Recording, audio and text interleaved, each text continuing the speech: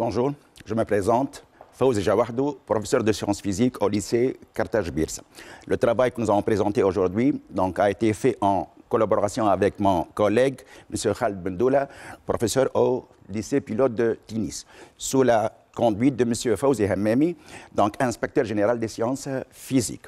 Rappelez-vous que nous avons déjà vu des chapitres relatifs aux réactions nucléaires, au nucléaire d'une façon générale. Nous avons commencé par parler du noyau et de la constitution du noyau, puis nous avons parlé de la stabilité, de l'instabilité des noyaux. Nous avons vu que pour savoir si un noyau il était stable ou bien instable, donc il fallait calculer son énergie de liaison par nucléon.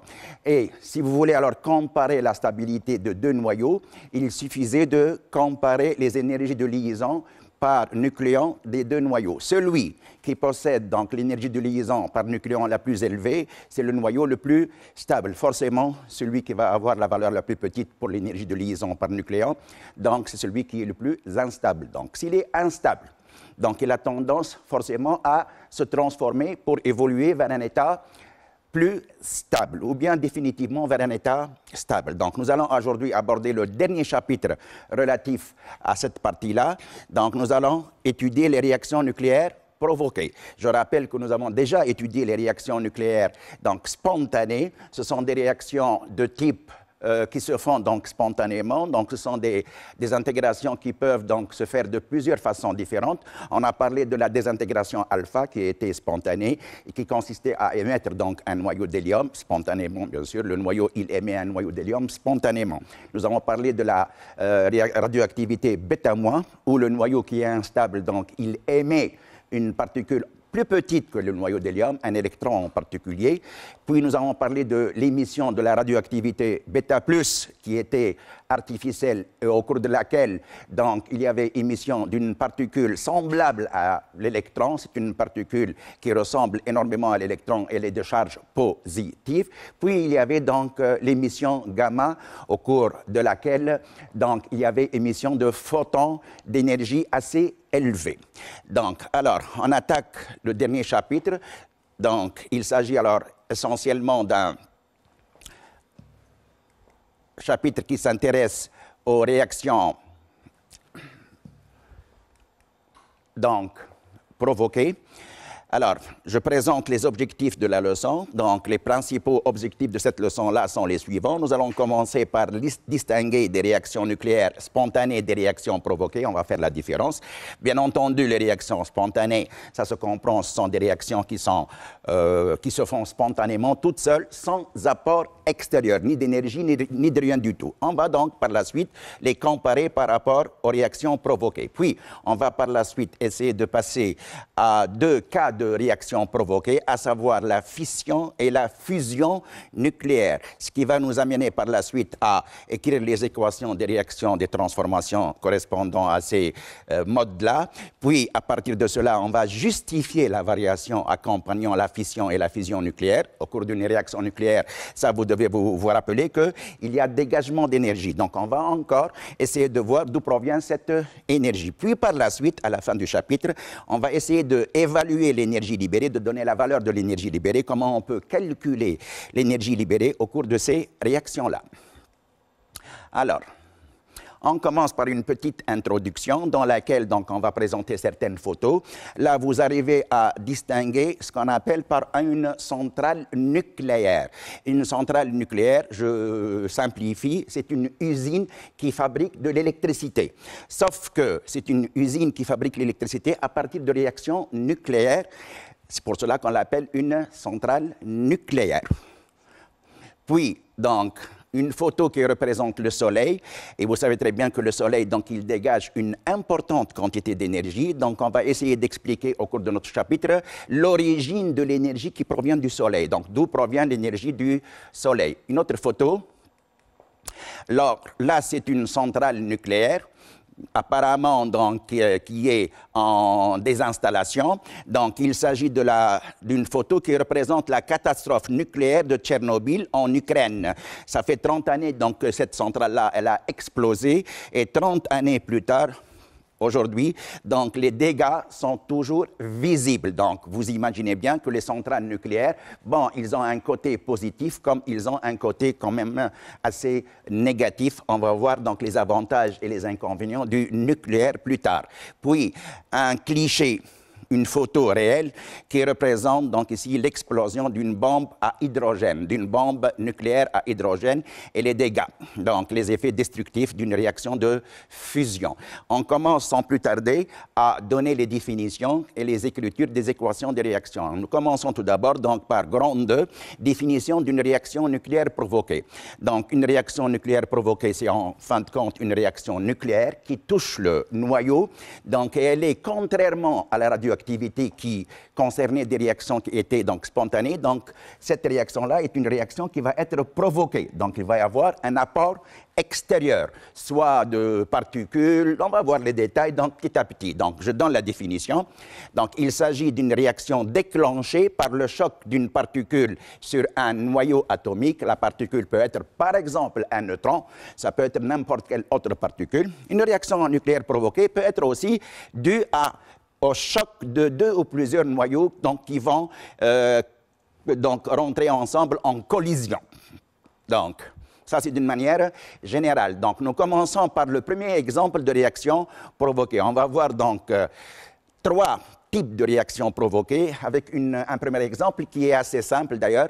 Il s'agit de la transmutation. Donc, qu'est-ce que c'est qu'une transmutation? C'est bien entendu une réaction, on vient de le dire, qui touche le noyau. Mais c'est une réaction qui n'obéit à aucune règle. Donc, vous avez des noyaux qui rentrent en collision ensemble, ou bien vous avez des noyaux qui sont heurtés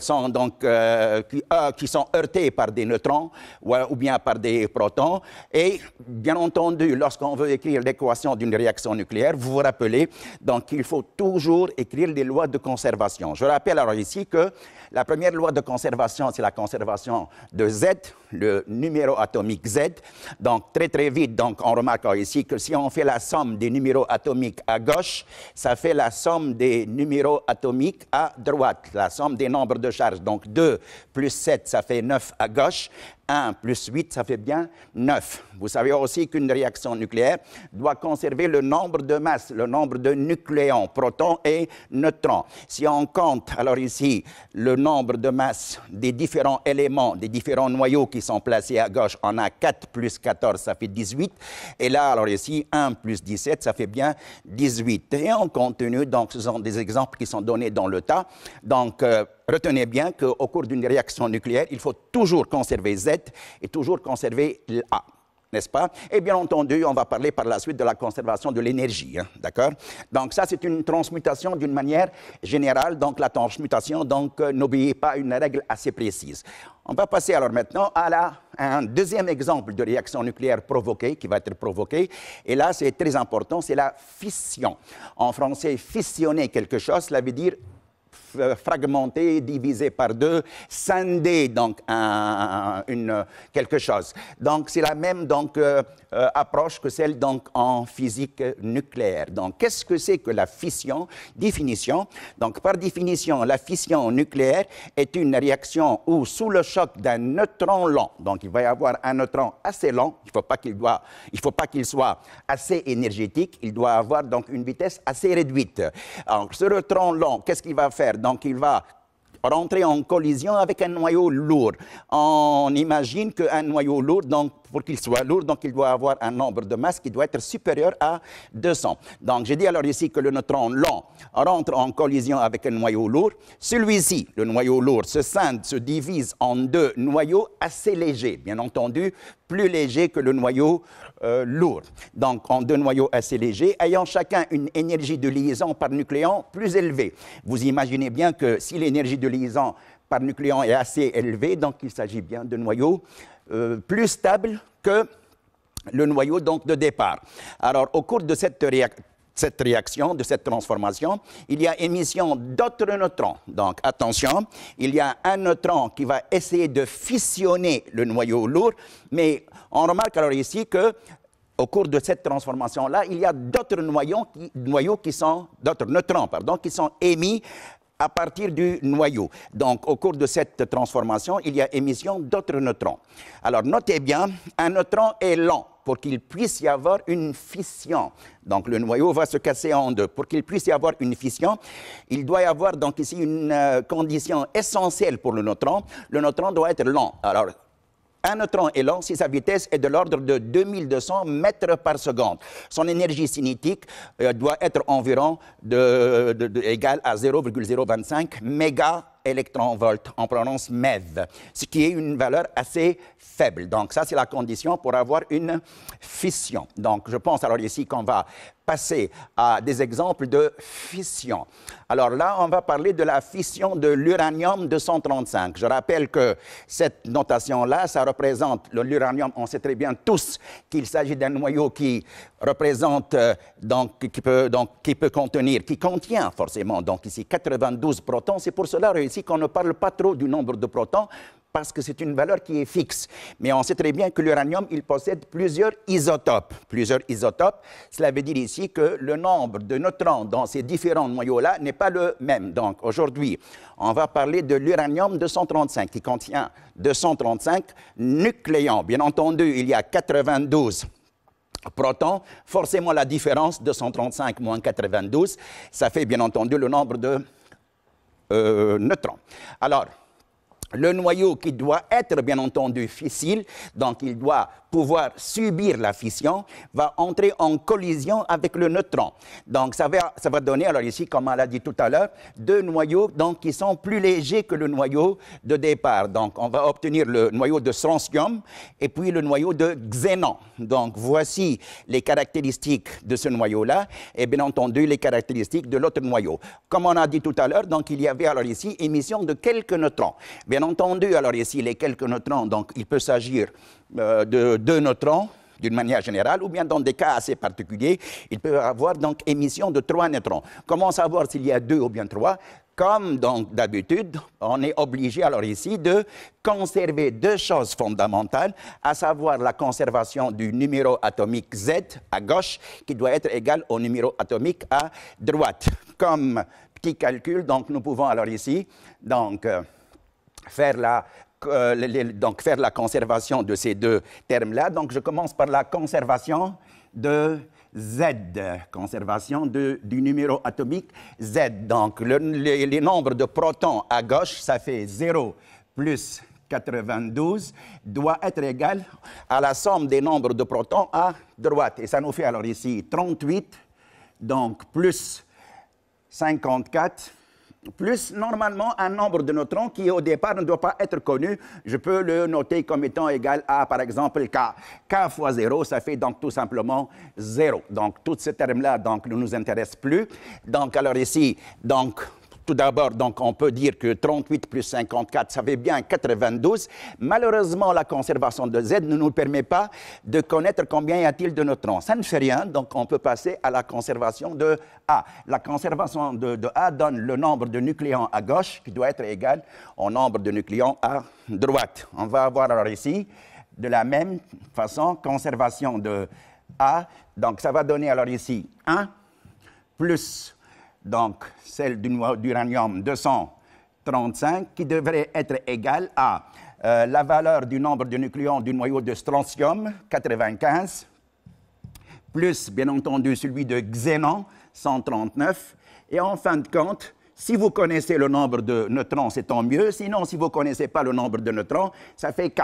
K fois 1. Donc, vous avez une équation assez simple pour chercher la valeur de K. Donc, il suffit de ramener les valeurs, donc ces 2 termes-là, donc à gauche, et on obtient bien donc une valeur qui est égale à 2. Donc, en fin de compte, au cours de cette transformation-là, il y a émission de 2 neutrons.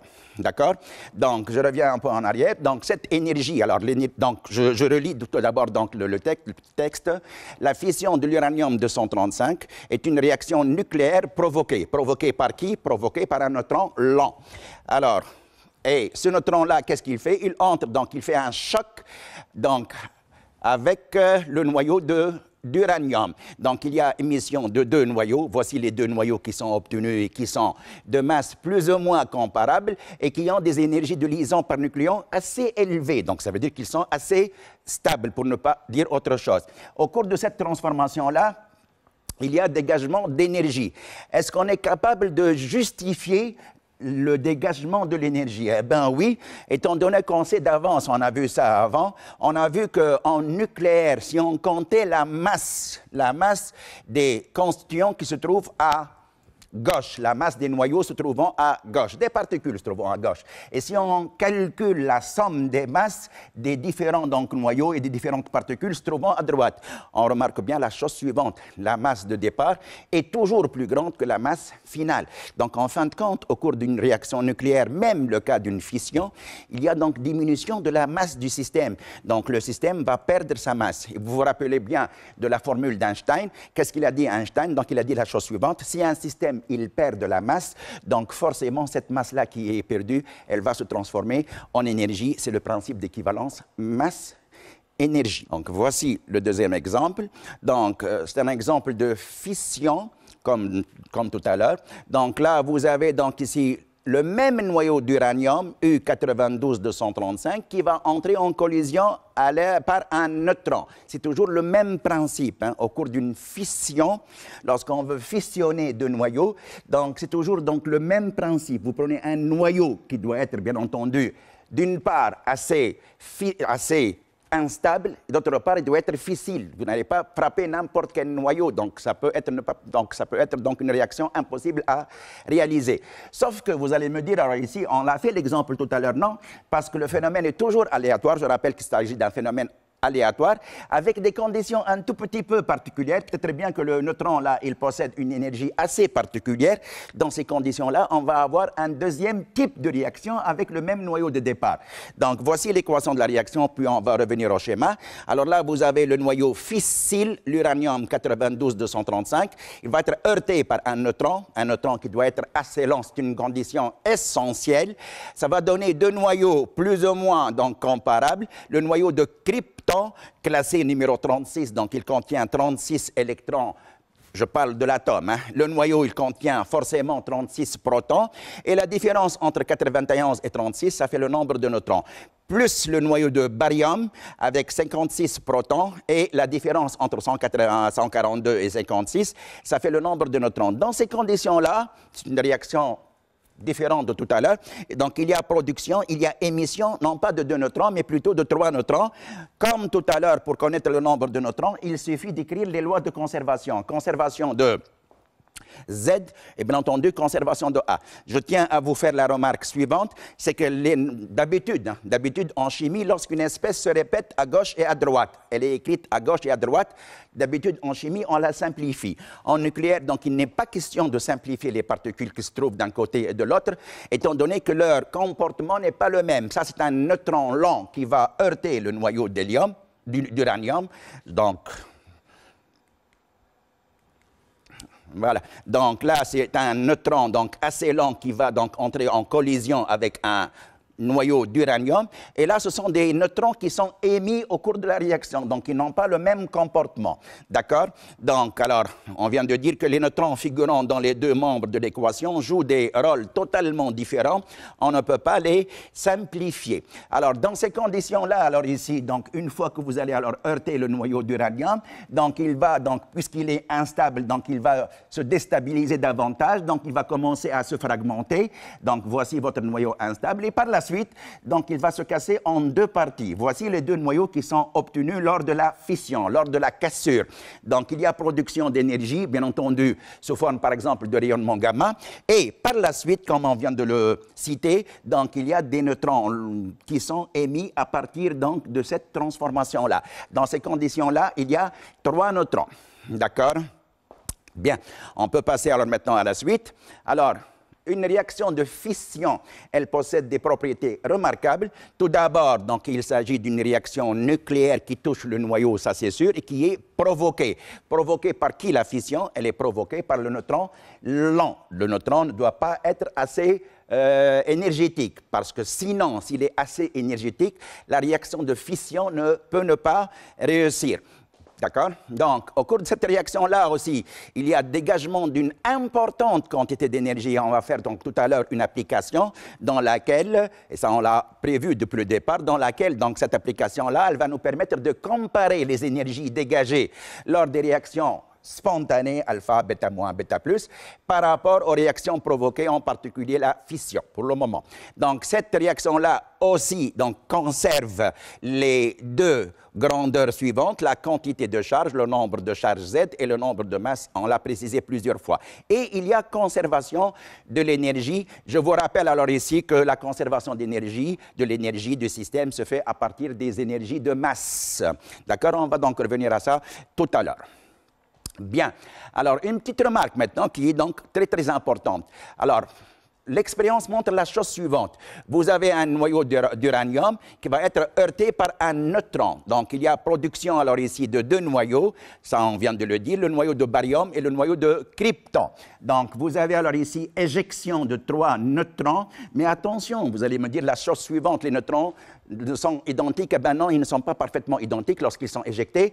Alors, la réaction, l'expérience montre la chose suivante, c'est que parmi les 3 neutrons qui sont éjectés, généralement, donc il y a 2 neutrons qui peuvent à leur tour fissionner d'autres noyaux. Alors, les 2 noyaux qui sont donc ici obtenus à la fin libèrent à eux aussi chacun 3 neutrons. Donc, chacun des 3 noyaux donc, libère 3 neutrons. Parmi les 3 neutrons, il y a 2 plus ou moins qu'on appelle par neutrons efficaces. Ces neutrons-là vont heurter à leur tour d'autres noyaux. Regardez bien ce qui se produit. Donc, alors la réaction va s'emballer. Donc, elle va se produire à partir des neutrons qui sont libérés. Et on dit qu'il s'agit ici d'une réaction en chaîne. Et une réaction en chaîne, donc, qui se fait à partir, donc, ici, des neutrons qui sont libérés, est une réaction extrêmement difficile à contrôler. Donc, on peut la contrôler comme il peut parfois arriver des moments où elle n'est pas contrôlable. Donc, on va donner la différence tout de suite, une fois donc on a lu cette petite phrase-là. Donc, alors, je récapitule. Alors, la réaction de fission est une réaction en chaîne. Donc, elle est en chaîne. Les neutrons libérés peuvent à leur tour fissionner d'autres noyaux fissiles. Les noyaux, ils sont fissiles, donc ils sont capables de subir la fission.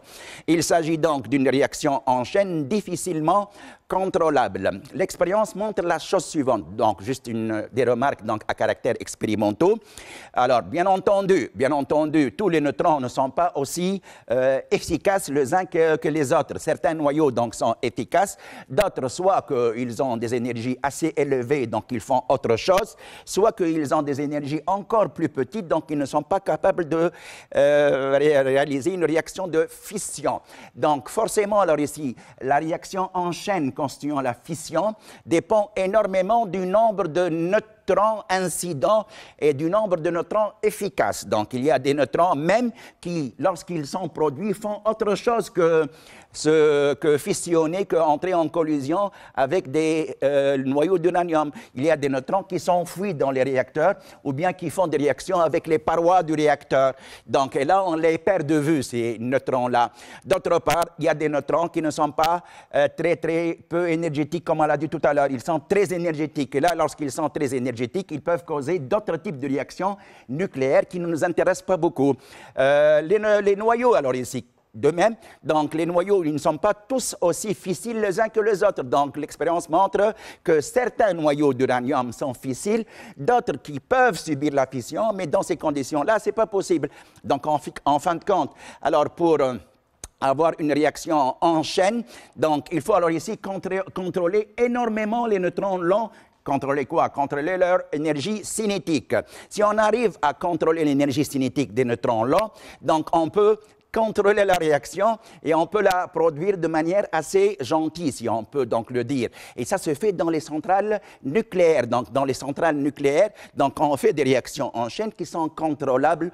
Donc, on peut arrêter, on peut ralentir la réaction quand on veut. Mais lorsqu'il n'est plus possible pour nous de contrôler le débit des neutrons, et là, ça devient très dangereux, la réaction n'est plus contrôlable, et c'est le principe des armes nucléaires, dans les bombes nucléaires. Ce sont apparemment des réactions en chaîne qui se produisent et qui ne sont pas du tout contrôlables. Donc, on n'arrive plus à suivre l'évolution de la réaction. Bien, on va passer à autre chose. Alors, la fission dégage une énergie gigantesque, une très, très grande énergie. Là, c'est relatif. Hein. C'est relatif par rapport aux réactions qui sont spontanées. Donc, vous allez voir tout à l'heure dans l'application que les réactions provoquées dégagent beaucoup plus d'énergie que les réactions spontanées. Donc, par exemple, 1 gramme d'uranium-235, lorsqu'il devient fissile, lorsqu'il subit la fission, il produit une énergie, attention, c'est 1 gramme, hein, il produit une énergie équivalente à la combustion de plusieurs tonnes de charbon. En combustion, vous prenez donc plusieurs tonnes de charbon, vous approchez une allumette, le charbon donc il va s'enflammer, il va produire de l'énergie. Et bien entendu, donc on vient de dire, et on ne s'est pas trompé là-dessus, que 1 gramme d'uranium, seulement 1 gramme fissile, produit autant que des tonnes, plusieurs tonnes de charbon ou bien même de pétrole en combustion. Donc vous imaginez bien l'énergie donc libérée au cours d'une fission. Alors, autre chose, les neutrons libérés par la fission d'un noyau possèdent une très grande énergie cinétique, ça on vient de le dire. En contrôlant l'énergie de ces neutrons et en les ralentissant, ils peuvent produire d'autres fissions et la réaction s'emballe. Donc, on s'emballe, cela veut dire qu'on ne peut plus la contrôler. Elle s'emballe dangereusement. Si le nombre de neutrons éjectés devient assez grand, la réaction peut devenir explosive. C'est le cas de la bombe A, la bombe atomique, dont vous connaissez donc les dégâts qu'elle peut occasionner. Je pense que vous avez une idée là-dessus. Maintenant, alors ici, on va passer à un deuxième type de réaction provoquée, à savoir la fusion. Attention, il ne faut pas donc mélanger entre, tout à l'heure, c'était fission, fissionner, ça veut dire casser, ça veut dire diviser en deux ou bien en plusieurs parties. Ce qui nous intéresse, c'est en deux parties. Et là, c'est plutôt autre chose, c'est la fusion. Fusionner deux corps en français dans le dictionnaire, ça veut dire rassembler. Eh bien, justement là, donc, dans la réaction de fusion, on va, si vous voulez, donc on va rassembler deux noyaux. Bien entendu, ces noyaux-là, ça doit être des noyaux apparemment assez légers. Je prends le cas du deutérium. Je rappelle que le deutérium, c'est le noyau d'hélium, plutôt d'hydrogène, pardon, d'hydrogène, où il y a, alors ici, deux nucléons. Donc, je rappelle que l'hydrogène classique qui se trouve avec un grand pourcentage dans la nature, il s'écrit de la façon suivante. Ça, c'est l'hydrogène classique. Il contient un proton et il n'y a pas de neutrons puisque le nombre de protons et de neutrons, c'est 1. Donc, ce 1-là, c'est réservé aux protons. Alors que là, c'est le deutérium. C'est le frère de l'hydrogène H11. On ne dit pas frère, on dit plutôt isotope. C'est l'isotope qui renferme alors ici un proton et un neutron. Donc, un proton, ça nous fait alors ici 1 au-dessous, et un proton plus un neutron, ça nous fait donc 2 au-dessus. Donc, ça, c'est le noyau d'hydrogène numéro 2, donc qu'on appelle communément donc le deutérium. Ce deutérium, donc, il va rentrer en collision avec le tritium. C'est qui le tritium? C'est l'autre isotope de l'hydrogène. Alors, qu'est-ce qu'il a de particulier, l'autre isotope de l'hydrogène? Bien entendu, je ne discute pas sur le Z, c'est toujours 1, mais là, alors ici, puisqu'il s'agit de tritium, donc il va y avoir automatiquement un proton et deux neutrons. La somme des différentes particules, ça fait 3. Voici le noyau de tritium. Donc, au cours de notre réaction, un noyau de deutérium donc, va entrer en collision. Les deux donc, vont entrer, donc ils vont faire un choc. Ça va donc nous permettre de réaliser une fusion. Ça veut dire que les deux noyaux, ils vont coller ensemble. Ça va donner donc ici un noyau d'hélium. Le noyau d'hélium, regardez bien, il comporte bien entendu 2 protons et automatiquement 2 neutrons comme le schéma l'indique. Donc vous avez ici le noyau d'hélium. Alors 2, c'est toujours classique puisque l'hélium est classé numéro 2. Et là vous avez 2 plus 2 au-dessus, donc ça nous fait 4. Ça c'est le nombre de masses. Nous remarquons la chose suivante, bien entendu. Si on essaie de faire la conservation du nombre de charges et du nombre de masses avec ces deux noyaux-là et avec le noyau obtenu en fin de compte. Regardez bien pour le nombre, pour la conservation de Z. Alors, vous avez à gauche 1 plus 1 pour Z, hein? Donc ça nous fait 2.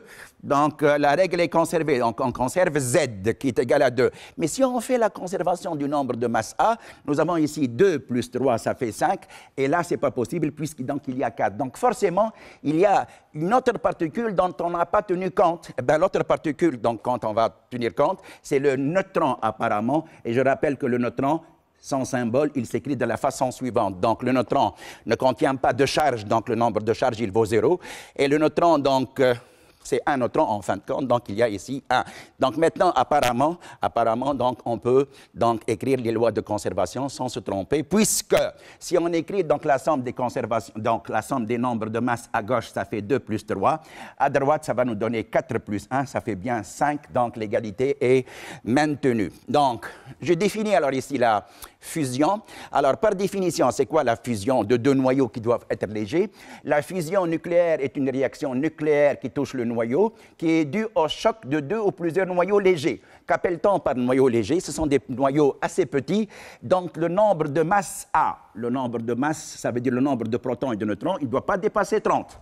Sinon, ça doit donner un noyau qui n'est plus léger. Donc, alors, ça concerne deux noyaux qui vont donc rentrer en collision ensemble pour donner d'autres noyaux ayant des énergies de liaison par nucléon plus grandes. Ça, on vient de le répéter. Donc, on l'a répété plusieurs fois.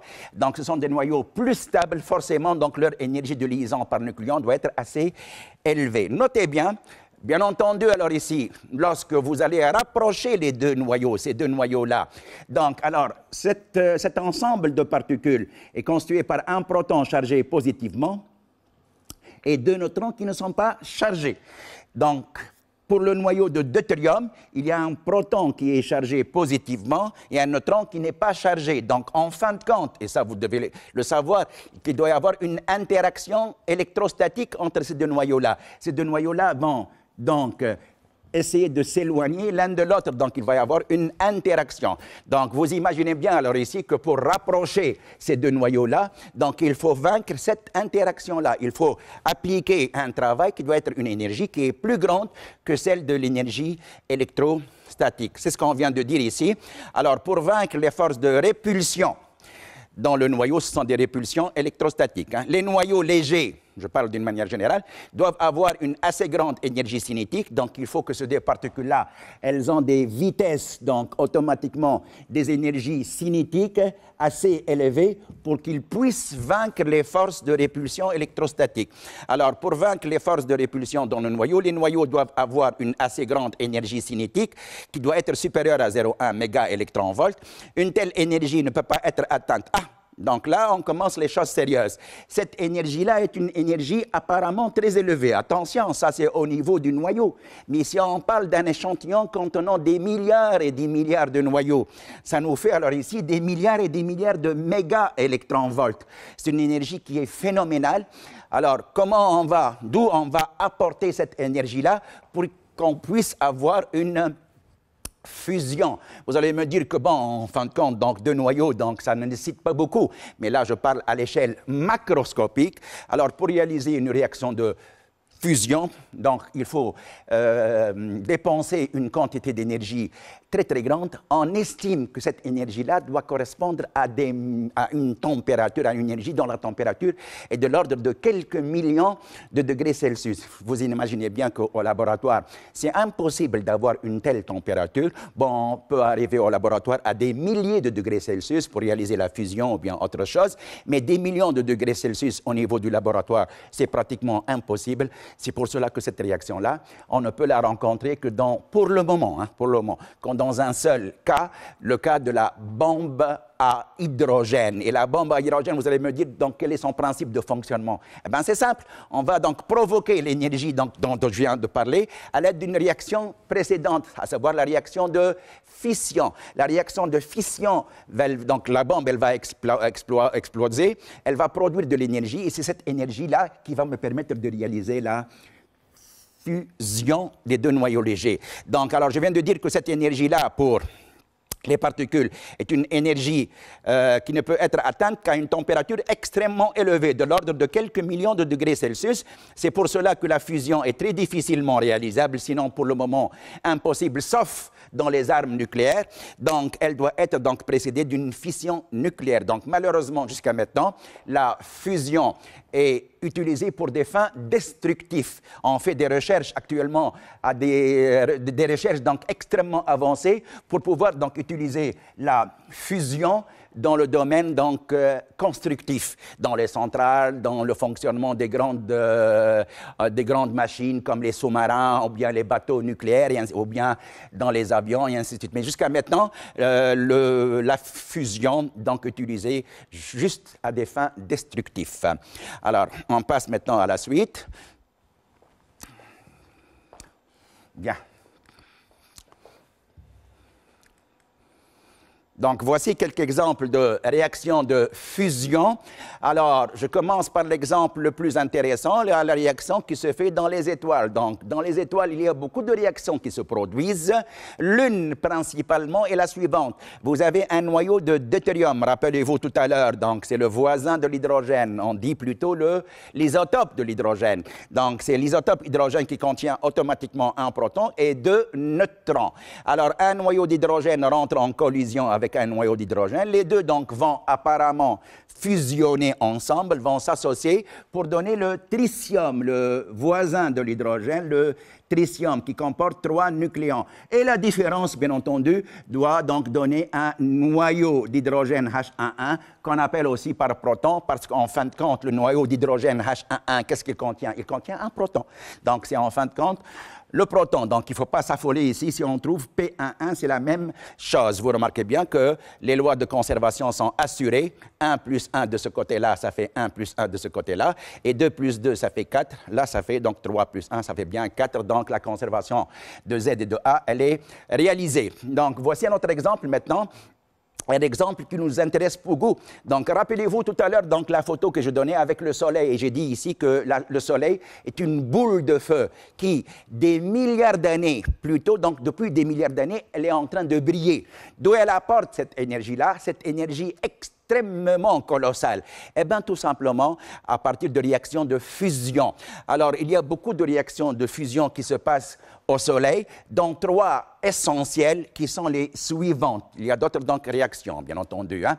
Alors, je commence par la première transformation qui se produit au Soleil. Le Soleil, donc, il contient énormément d'hydrogène H11, il contient autre chose, mais énormément d'hydrogène.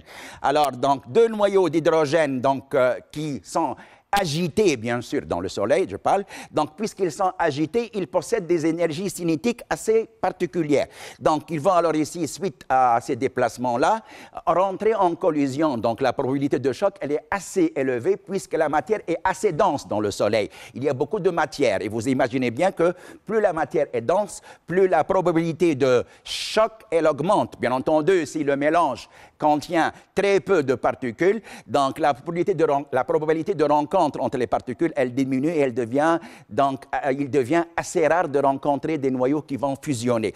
Alors, disons qu'ils se rencontrent, donc vous avez ici un noyau d'hydrogène qui réagit avec un noyau d'hydrogène H11, je peux mettre 2 H11 si vous voulez, pour donner l'hydrogène H12. La différence, ça fait un positron. Rappelez-vous du positron, c'est le frère de l'électron qui contient une charge plutôt positive. Donc, il contient la même masse que celle de l'électron, mais plutôt, donc, la charge, elle est plutôt positive que négative. Alors, le noyau de deutérium obtenu au cours de cette transformation-là, lui, donc, il va réagir encore avec un noyau de H11. Donc, celui-ci, il est obtenu au cours, le noyau de deutérium H12, il est obtenu à partir de cette première transformation-là. Alors, ce noyau-là, il va rentrer en collision avec le noyau d'hydrogène H11. Alors, on va écrire les lois de conservation. Donc, 1 plus 1, ça fait 2. 2, apparemment, c'est soit 2 protons qui sont isolés, ou bien 2 protons qui sont associés. On va voir. Et la somme des nombres de masse à gauche, ça fait 1 plus 2, ça fait bien 3. Donc, 2 et 3, là, donc on reconnaît bien le noyau d'hélium. C'est l'un des isotopes de l'hélium. Je rappelle que celui le plus répandu, c'est l'hélium 2,4, mais il peut présenter un autre isotope. L'hélium peut présenter un autre isotope. Donc, au cours de cette transformation-là, donc il n'y a pas d'excédent d'autres particules. Hein. Donc, alors, je passe maintenant à la 3e étape. L'hélium de 3, lui aussi, alors ici, va réagir avec lui-même. Il est produit au cours de la 2e transformation. Il va réagir avec lui-même pour donner les lois de conservation He de 4. Si on fait la conservation, on va avoir 2 plus 2. Ça fait impossible d'avoir 2. Là, il manque quelque chose. Et 3 plus 3, ça fait 6, qui ne doit pas être égal à 4. Donc, sûrement, il y a quelque chose qui est écrit de ce côté-là. Alors, je préfère alors ici écrire donc les lois de conservation pour essayer de voir de quoi il s'agit. Alors, pour la conservation de Z, nous avons à gauche, donc 2 plus 2, ça fait bien 4. 2 plus 2, ça fait bien 4. À droite, donc, je vais avoir alors ici 2 pour le noyau d'hélium, 2, 4, et quelque chose comme, par exemple, un Z pour la nouvelle particule, qui est inconnue. Cette particule-là, cette valeur-là de Z, elle est inconnue que nous sommes en train de chercher. Alors, on va chercher Z, ça nous fait 2. Pour le moment, ça ne me dit rien du tout. Et on va essayer alors maintenant d'écrire la loi de conservation de A. Vous avez alors ici pour la conservation de A, la somme des A à gauche, 3 plus 3, ça fait 6. Ça doit être égal à ceux de gauche, de droite, pardon. Et là, à droite, ça fait 4, plus un noyau qui est inconnu pour nous. Allez, on va dire A. Donc, A est égal à quoi alors ici? 3 plus 3, ça fait 6. Ôté de 4, ça fait 2. Donc, c'est une particule. Regardez bien alors ici. Le nouveau donc, noyau qui est obtenu ici, il possède 2 comme Z et 2 comme A. Là, je ne reconnais aucune particule dans la nature qui présente cette caractéristique-là. Le seul qui ne contient, parce que là, s'il y a 2 protons, il ne doit pas y avoir de neutrons. Hein. La seule particule qui ne contient pas de neutrons, c'est l'hydrogène H11. L'hydrogène H11, il ne contient pas de neutrons. Il n'y a pas d'autres particules qui ne contiennent pas de neutrons. Donc, alors, on imagine alors ici que c'est possible qu'au lieu d'avoir une seule et unique particule, il y a 2 particules, donc 2 atomes, 2 noyaux d'hydrogène. Donc, si vous les rassemblez en tous les deux, donc vous allez avoir cette particule-là qui est obtenue par calcul. Voici comment on fait pour écrire les équations des réactions nucléaires. Bien. Maintenant, on va passer à la suite.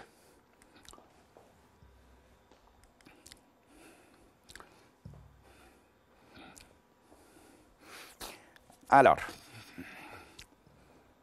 bien. La suite est la suivante. Bien. Donc, alors, on va revenir donc, aux différentes photos que nous avons donc données tout à l'heure. La fusion qui se produit au cœur du Soleil et des étoiles est la source d'énergie de l'univers. Ce que nous percevons sous la forme de lumière et de chaleur résulte des réactions de fusion qu'on vient de donner maintenant, qui se produisent au cœur du Soleil et des étoiles. Donc, en fin de compte, si le Soleil il brille, c'est suite aux réactions nucléaires de fusion, de fusion des noyaux qui sont légers. Maintenant, on termine avec une application. Donc, et ça, on l'a donné dans les objectifs au début du chapitre, une application qui va nous permettre de comparer les bilans énergétiques au cours des différentes réactions nucléaires. Donc, je vais vous donner 3 types de réactions nucléaires. Une qui est spontanée. Je vais choisir pour vous, par exemple, une désintegration bêta-. On va chercher l'énergie libérée au cours d'une désintegration bêta-. Puis, on va donc essayer de faire de la même façon avec une désintégration, plutôt une réaction nucléaire provoquée. On va choisir le cas d'une fission, puis on va faire de la même façon et on va donc utiliser une réaction de fusion. Donc, on va faire 3 cas de réaction nucléaire et on va essayer de comparer les énergies pour voir laquelle produit plus d'énergie que l'autre. Donc, je commence alors ici par l'application 1. Ce sont les applications, les questions, elles se ressemblent. Hein. Alors, l'application 1 concerne l'énergie libérée lors d'une désintégration spontanée, bien entendu de type bêta-.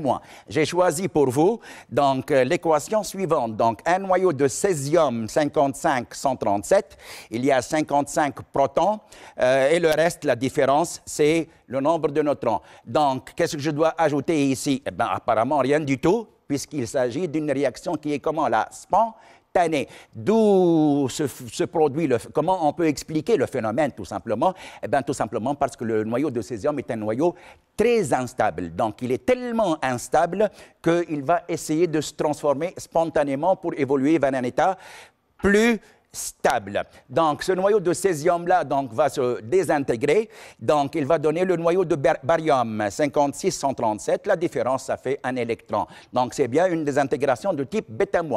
Alors, au cours de cette transformation-là, et ça, on l'a dit plusieurs fois, donc, il y a diminution de la masse du système. Donc, le système, à gauche, il va avoir une certaine masse, le noyau de césium. À droite, la somme des deux va donner une certaine masse. Et ça, on l'a vu avant, dans le chapitre noyau atomique. On a dit alors ici que le noyau de départ doit avoir une masse plus grande que la somme des noyaux obtenus à la fin. Ben justement, cette différence de masse, cette diminution de la masse, cette perte de la masse va nous permettre de calculer l'énergie libérée, mais attention, c'est une énergie libérée pour la désintégration de un noyau de césium. Donc c'est à l'échelle du microscopique, là, c'est tellement donc très petit, vous allez me dire que l'énergie elle est très petite, on va voir ensemble. Alors l'énergie libérée lors de la désintégration d'un noyau de césium, alors la variation d'énergie, l'énergie libérée qui est toujours positive parce que delta M n'est pas une variation de la masse. Si c'était une variation de la masse, ça aurait donné masse finale moins masse initiale. Ce n'est pas le cas ici, c'est une diminution de la masse.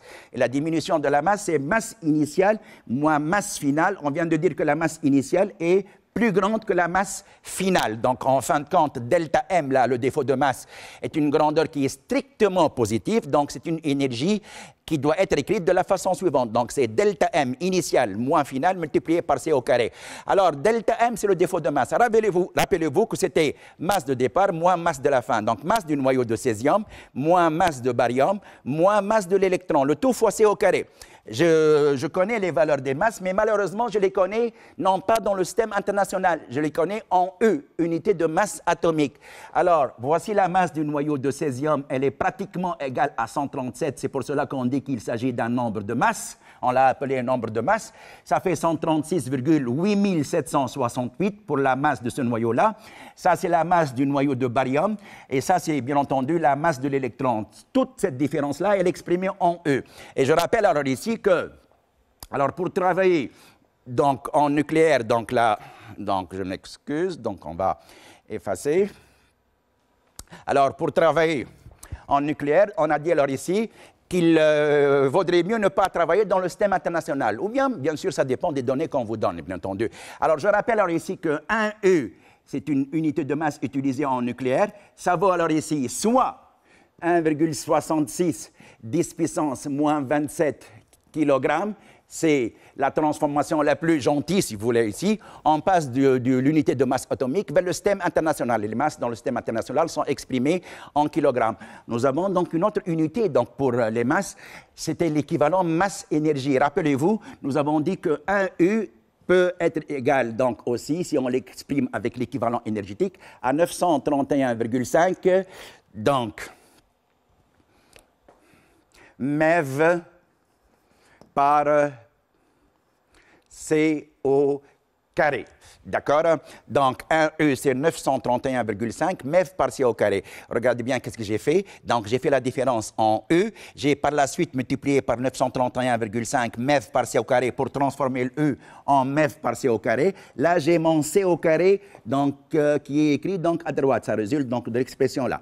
Donc, je peux simplifier par C au carré. Qu'est-ce qui reste? Eh bien, il reste tout simplement la valeur. Donc, cette différence-là multipliée par 931,5 qui est exprimée directement en MEV. Ce n'est pas la peine de passer au système international. Donc, voici la différence. Attention, ça doit donc être très, très, très précis. Alors, le nucléaire résulte de la précision de ces valeurs-là. Donc, on obtient 1,816 425 mégaélectronvolts. Si vous voulez, s'il vous arrive, donc ici, l'intérêt de porter cette valeur-là dans le système international, je rappelle que 1 mégaélectronvolt, c'est 1,6 10 puissance moins 13 joules. En multipliant par 1,6 10 puissance moins 13, je retrouve la valeur en joules. Et ça nous fait 2,906 10 puissance moins 13 joules. C'est une valeur très, très, très, très petite. Ça, je suis d'accord avec vous, mais c'est une valeur qui est obtenue pour la désintégration de un noyau.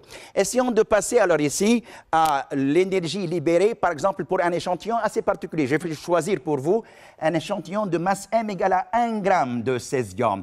1 gramme de césium, donc il contient apparemment un nombre très très grand de césium. On va commencer alors ici par chercher le nombre de noyaux présents dans 1 gramme. Et si j'arrive à chercher le nombre de noyaux présents dans 1 gramme de matière, donc je multiplie par l'énergie libérée au cours de la désintégration de un seul noyau, et j'aurai donc l'énergie produite lors de la désintégration d'un échantillon de 1 gramme. Alors, le nombre de noyaux, c'est la masse totale de l'échantillon, et la masse totale, c'est 1 gramme. Je l'ai ramené dans le système international en kilogrammes. Et la masse du noyau de césium, la voici, c'est 136,8 766 en E. Alors, pour passer au système international, j'ai multiplié par 1,66 10 puissance moins 27 kg. Vous avez le rapport en kilogrammes. Je simplifie, ça va me donner un nombre. Bon, alors ce nombre-là, ça fait un nombre qui est extrêmement élevé. Ça fait 7,3 10 puissance 21. Des milliards et des milliards de noyaux dans un gramme de matière de césium qui va subir la désintégration bêta-. Donc, voici le nombre de noyaux présents dans un gramme. On va alors maintenant essayer de chercher l'énergie libérée lors de la désintégration d'une matière d'un échantillon égal à 1 gramme. Donc, voici les calculs, qu'est-ce qu'ils vont donner. Alors, donc, l'énergie de combustion, je retourne un peu en arrière, s'il vous plaît. Donc, ça, c'est le nombre de noyaux dans un échantillon de 1 gramme. Alors, pour chercher l'énergie pour la désintégration de 1 gramme, donc j'ai pris l'énergie obtenue pour un noyau que j'ai multiplié par le nombre de noyaux. Ça nous fait une valeur extrêmement grande, ça fait 2,121 10 puissance 9 joules. À titre donc de comparaison, à titre de comparaison, parce que j'imagine que cette valeur-là, on ne peut pas avoir une idée, est-ce qu'elle est très grande ou bien très petite. Je vais comparer cette énergie-là avec donc, ce qu'on appelle alors ici par le TEP. Donc, qu'est-ce que c'est que le TEP qui vaut 41,9 10 puissance 9 joules? Eh bien, c'est tout simplement l'énergie de combustion d'une tonne de pétrole. Vous prenez une tonne de pétrole, vous réalisez sa combustion, elle va vous donner donc ici 41,9 10 puissance 9 joules, 41,9 milliards de joules. Alors, en faisant le rapport de l'énergie libérée au cours de la désintégration de 1 gramme d'échantillon divisé par la combustion d'une tonne de pétrole, je trouve que le rapport, il donne 0,0506 tonnes. Donc, je récapitule si vous avez compris le principe. Donc, 1 gramme de substance radioactive bêta- de césium libère autant d'énergie qu'à peu près 0,05 tonnes de pétrole. Donc, vous voyez très bien la différence. Une énergie très, très élevée, d'où la course au nucléaire. Donc, le nucléaire, apparemment, et là, je parle de réaction bêta-, le nucléaire, apparemment, alors ici, il libère donc une très, très grande énergie par rapport aux réactions de combustion classiques, à savoir la combustion du pétrole et du charbon. Alors, très, très vite, donc, on va refaire la même chose, mais avec une réaction autre. Je vais parler alors maintenant de la fission. Je vais prendre un exemple de fission. Là, c'est l'énergie libérée lors de la fission du noyau d'uranium 92-235 que nous avons vu tout à l'heure. Je réécris l'équation. Voici l'équation qui nous intéresse. Donc, on va chercher l'énergie libérée lors de la fission d'un noyau d'uranium. Comme d'habitude, donc, il va y avoir une diminution de la masse du système, donc il y a une perte de masse. Alors l'énergie libérée provient de la perte de masse. Tout à l'heure, donc j'ai donné dans l'énoncé l'origine des énergies obtenues. Eh bien, l'origine de l'énergie obtenue au cours d'une réaction de fission ou bien même bêta-, c'est une énergie qui provient suite à une diminution de la masse du système. Alors je vais alors ici faire la différence comme d'habitude. Ça fait noyau de départ, l'uranium, plus noyau de neutrons, ces valeurs-là, on doit vous les donner. Moins la somme des noyaux obtenus à votre droite, les noyaux obtenus en fin de compte, ça fait strontium, xénon et 2 fois la masse du neutron. Donc, bien entendu, on fait les calculs. Voici les valeurs qu'on devrait vous donner dans l'énoncé. Et là, donc je retourne un peu en arrière. Alors, voici donc la différence qui est obtenue en E. Donc, on multiplie comme tout à l'heure par 931,5 MeV par C au carré pour passer au MeV. Puis, vous avez de ce côté-là C au carré, donc c'est ce terme-là. Donc, on va simplifier par C au carré. Voici la valeur de l'énergie obtenue pour la fission de 1 gramme d'uranium. Ça nous fait alors ici 269,66 925 mégaélectronvolts. On ramène cette valeur-là au joule dans le système international. Nous obtenons alors ici 4,31 10 puissance moins 11 joules, ça c'est pour un noyau. Passons très très vite à un échantillon contenant 1 gramme de matière. Comme d'habitude, on va chercher le nombre de noyaux présents dans 1 gramme. Ça fait 10 puissance moins 3 kg divisé par la masse d'un noyau multiplié par 1,66 10 puissance moins 27 pour passer au kilogramme. J'obtiens le rapport suivant. Voici le nombre de noyaux se trouvant dans 1 gramme d'uranium. Donc, alors l'énergie libérée au cours de la fission de 1 gramme de matière fissile, ça fait alors ici, pour 1 gramme, hein, ça fait l'énergie pour un seul noyau multiplié par le nombre de noyaux. Ça nous fait cette valeur-là en joules. Si on fait le rapport comme tout à l'heure pour savoir quel est l'équivalent énergétique avec les tonnes de pétrole, donc nous obtenons ici le rapport suivant. Rappelez-vous tout à l'heure, donc pour une tonne de matière qui subit la radioactivité bêta-, eh bien on a trouvé qu'il s'agissait d'une valeur correspondant à 0,05 tonnes. Regardez bien maintenant la valeur. Pour 1 gramme de matière fissile, eh bien 1 gramme de matière fissile qui subit la fission donnerait la même quantité d'énergie que 2,632 tonnes de pétrole. Vous prenez 2,6 tonnes de pétrole, c'est assez grand quand même, ça vous donne une certaine énergie. Eh bien, ça correspond à la même quantité d'énergie que juste un tout petit gramme de matière fissile. Et je termine avec le dernier exemple concernant donc l'énergie libérée au cours d'une fusion. Alors, je prends un exemple de réaction dans le tas comme ça. Donc, vous avez cette petite réaction-là qui consiste à faire fusionner le noyau d'hydrogène H12 avec le noyau d'hydrogène H13. Alors, comme d'habitude, donc, au cours de cette transformation-là, il y a une diminution de la masse. Il y a une perte de masse. Alors, l'énergie libérée donc, est égale à défaut de masse multiplié par C au carré. Ce n'est pas la variation d'énergie, c'est l'énergie libérée. C'est le défaut de masse. Ce n'est pas la variation de la masse, c'est plutôt la diminution de la masse, le défaut de masse. C'est comme d'habitude, donc masse du système au début, moins masse du système à la fin pour ne pas avoir des signes moins à traîner ici.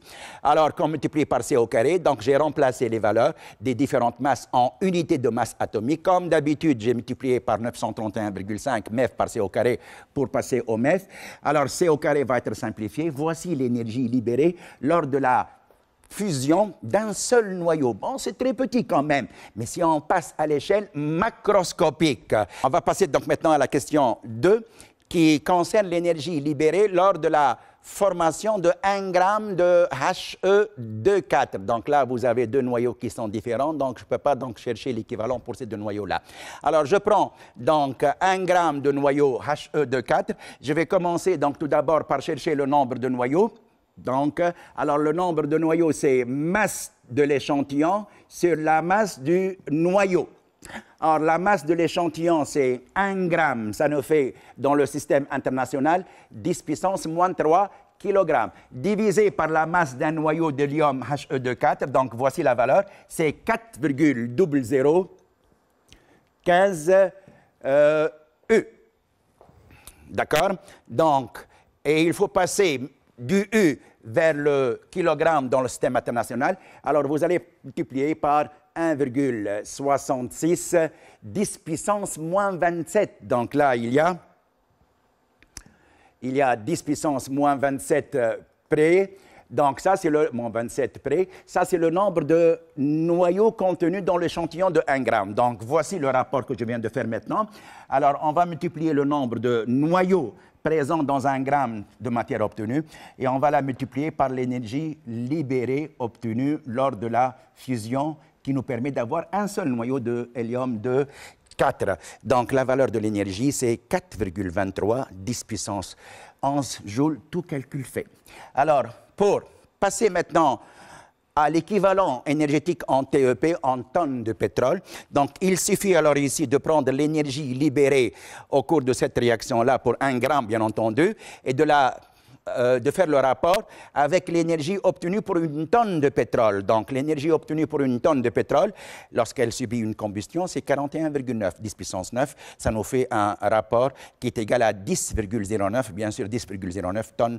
Donc, 1 gramme de matière qui va subir, plutôt, donc ici, lorsqu'on fait réagir ces 2 noyaux-là pour avoir 1 gramme d'hélium, ça donne une énergie exactement égale à 10 tonnes et quelques de pétrole qui subissent la combustion. Vous remarquez bien alors ici que les énergies sont de plus en plus croissante. Donc, l'énergie obtenue au cours d'une désintégration bêta- est assez grande quand même.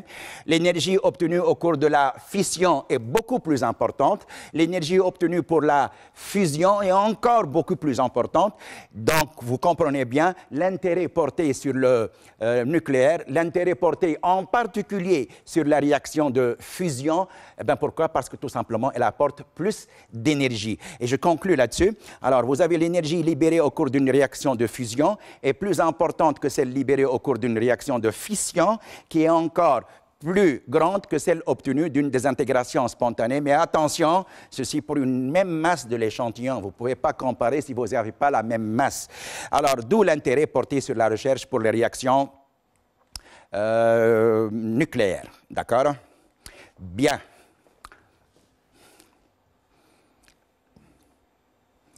Donc, d'où l'intérêt porté sur la recherche pour les réactions provoquées, en particulier la réaction de fusion. Je rappelle que la fusion est actuellement au stade du phénomène destructif. Donc, elle est utilisée, la fusion, dans les armes nucléaires. Donc, c'est à l'échelle de la destruction, donc malheureusement à l'échelle des bombes. Les recherches se font donc de façon très accélérée pour le moment au niveau des laboratoires. Donc, pour qu'ils puissent donc utiliser cette énergie-là donc à des fins constructives. Et je passe alors maintenant au dernier paragraphe de ce chapitre. Donc le nucléaire, c'est bien quand même, ça donne beaucoup d'énergie, ça c'est sûr, mais il a quand même donc aussi des inconvénients. Donc voici quelques petits renseignements relatifs aux avantages et aux inconvénients du nucléaire. Donc je commence par les avantages. Alors le nucléaire aide au développement de l'économie, donc il nous permet donc d'avoir une économie beaucoup plus développée, ça c'est sûr. Je parle des avantages. Hein. Une centrale nucléaire produit plus d'énergie qu'une centrale thermique, ça on l'a donc expliqué au départ.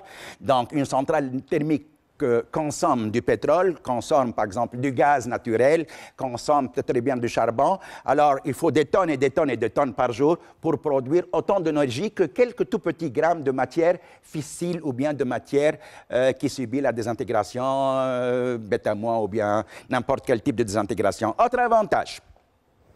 Alors, on vient de le dire, le nucléaire permet d'économiser les ressources naturelles de la planète, telles que le pétrole, le gaz et le charbon. Alors, une centrale nucléaire pollue moins en CO2 parce que vous savez très bien que lors des combustions, alors une centrale thermique produit du CO2 et c'est donc polluant. Par contre, quand même, les centrales nucléaires, leur avantage, c'est qu'elles ne produisent pas beaucoup de CO2. C'est pour cela, alors ici, qu'elles sont moins polluantes, attention, en CO2. Alors maintenant, quelques inconvénients, je termine avec les inconvénients. Alors une centrale nucléaire est très dangereuse au niveau de la construction et au niveau du suivi de l'édifice. Alors une centrale nucléaire est très dangereuse, son installation est très coûteuse au départ, ça c'est sûr, et nécessite de nombreuses précautions. La sécurité n'est pas absolue, donc il n'y a pas le zéro absolu de sécurité, donc il y a toujours des risques de quoi? Des risques lors du fonctionnement de la centrale. Rappelez-vous la photo que j'ai donnée tout à l'heure concernant la centrale nucléaire de Tchernobyl, où il y a eu une explosion extrêmement désastreuse. Jusqu'à maintenant, ça fait 30 années en arrière qu'elle s'est produite l'explosion. Jusqu'à maintenant, on subit les dégâts de cette catastrophe. Il y a eu d'autres catastrophes au Japon et ainsi de suite. Hein. Alors, un autre inconvénient, les déchets radioactifs, il y a des déchets malheureusement, ne sont pas recyclables et posent des problèmes environnementaux. Donc, on ne peut pas bien entendu, recycler les déchets radioactifs, donc les éléments qui réagissent donnent des déchets qui sont difficiles à recycler. Et en fin de compte, une centrale nucléaire émet une pollution dite radioactive extrêmement dangereuse pour la santé parce qu'elle produit des particules qui sont malheureusement pénétrantes à travers la matière, et ça, on en a parlé donc dans le chapitre précédent. Alors, sur ce, j'espère que vous avez bien donc suivi le chapitre, vous avez compris l'essentiel. Je vous remercie pour votre attention. Ce sera tout pour aujourd'hui.